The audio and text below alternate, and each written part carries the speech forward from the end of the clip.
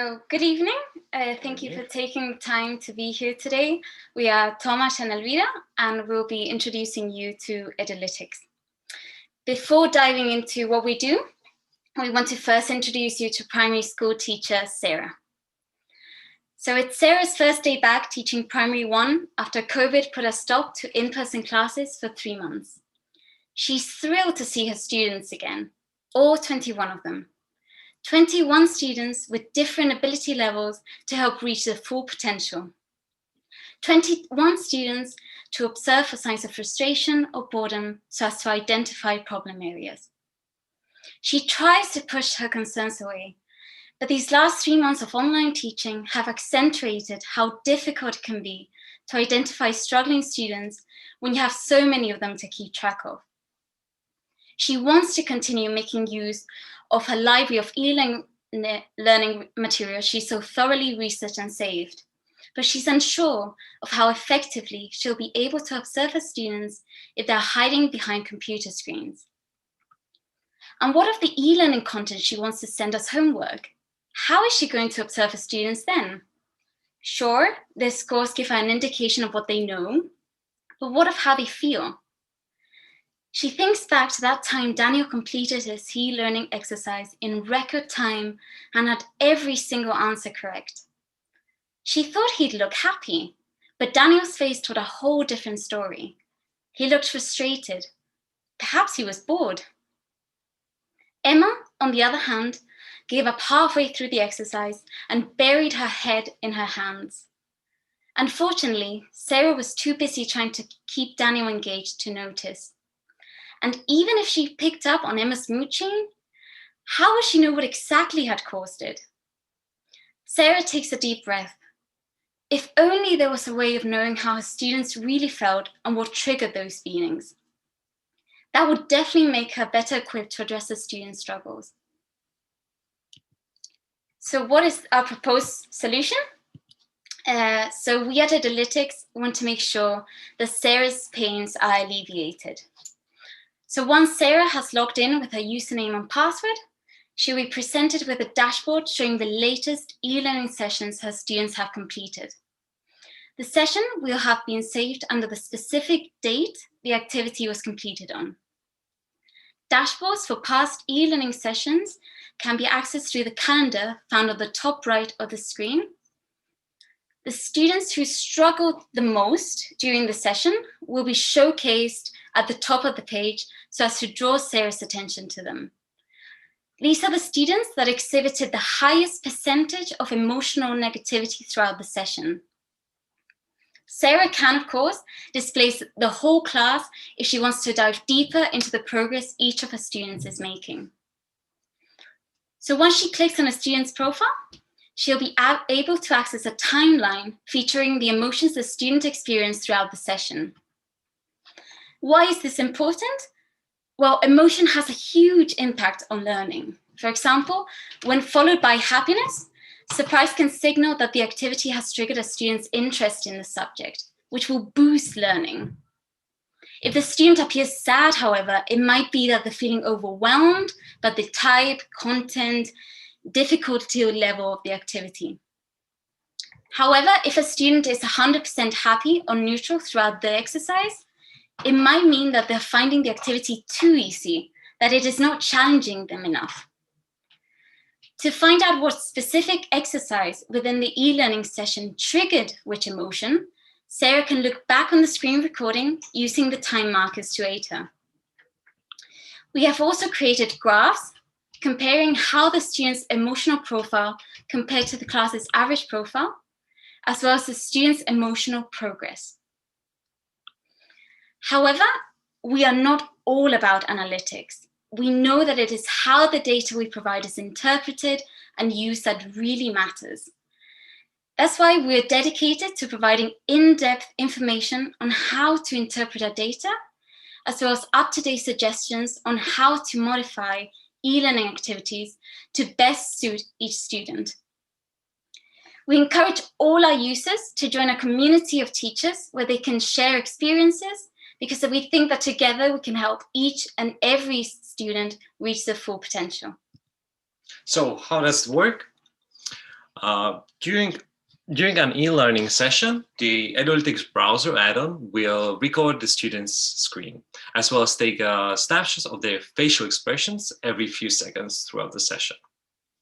Our integrated AI technology developed using Pattern will take those facial expressions, analyze them, and then classify them into 5 emotions: anger, sadness, neutrality, happiness, and surprise.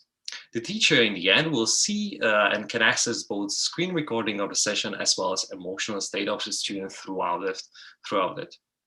The idea is, of course, that the technology will run in the background to avoid ethical issues and protect students' rights to the image privacy. For the purpose of these submissions, however, we thought it would be the best to showcase our AI technology in action by making the process of labeling the images visible to the user, or us in this case. This is why our app currently features the photos of students. The AI essentially is the main building block of the application. How does our AI model looks like? The process behind it was that we first found the image data set that we found as an open source. We ended up having about 30,000 images, 32 by 32 pixels, and we worked through CNN architecture, which is primarily used in image processing cases. As you can see, the model is not 100% accurate, and we sort of assumed it will be that way. But we got a quite high level of accuracy for surprise and happiness, but the model did kind of struggle when it came to differentiation between sad, angry, and neutral, as the images depicted in this image are kind of similar. One of the main issues we discovered early on while testing is that the model does well if the images are cropped very closely to the face. But when you feed them with more of a real world samples, it struggles a bit with all the background and destruction elements.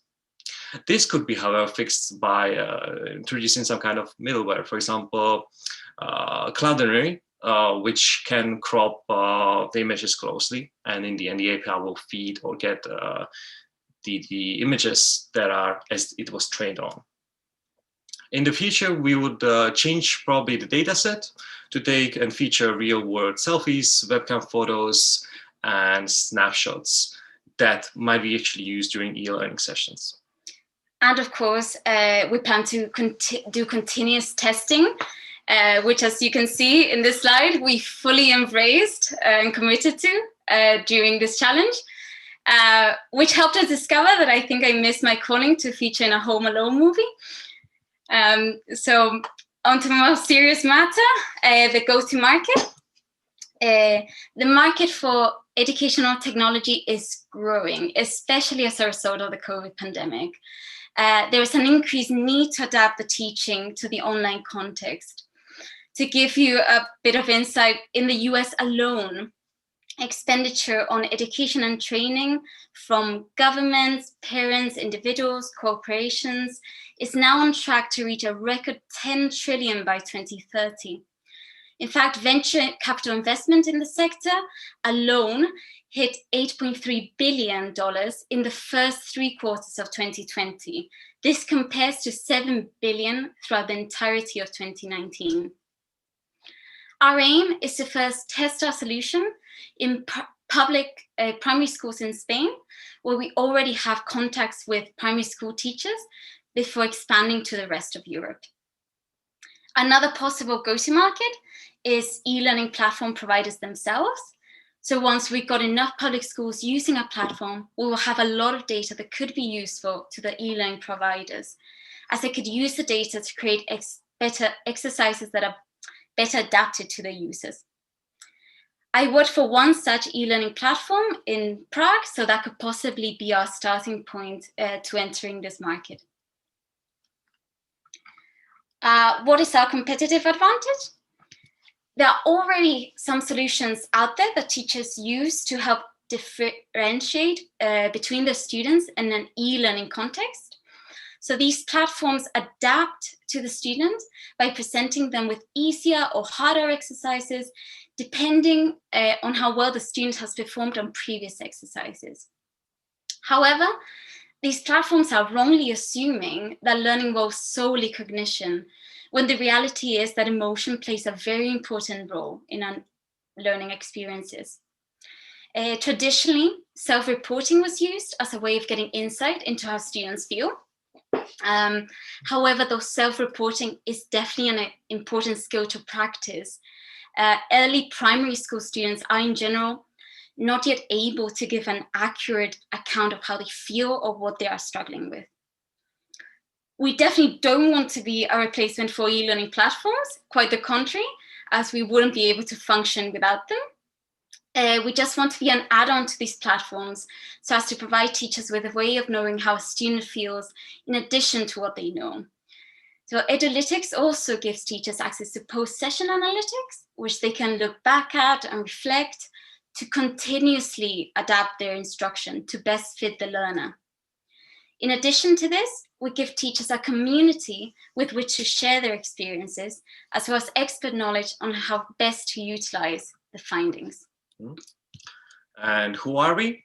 We are currently a two-person team. I would say CTO, studied and has background in multimedia design and web development, as well as I freelanced for a couple of years in backend and front-end development, and currently living in Copenhagen, where I work as a full-stack developer.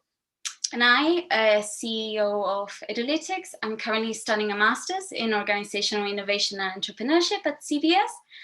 I have a background in business and marketing, but I have always had a passion for education. I studied primary education for a year at university, and I'm also a Cambridge qualified English as second language teacher. So I know firsthand how challenging it can be to pick up on every single struggle when you have a full class of students to manage. 2 summers ago, like I mentioned before, I also did an internship in a startup in Prague that aimed to help kids with dyslexia learn how to read and write. It made me realize how important technology can be and how it can be used to avoid student struggles going unnoticed and unaddressed. So I think between Tomáš's knowledge and years of experience in front and back-end development and user-centric design, and my own knowledge of education and hands-on business and marketing experience, we think we can make Edulitics part of the future of e-learning. However, we don't have it all, of course, and right now we are looking for educational psychologists to join our team as R&D, as well as AI experts and teachers alike.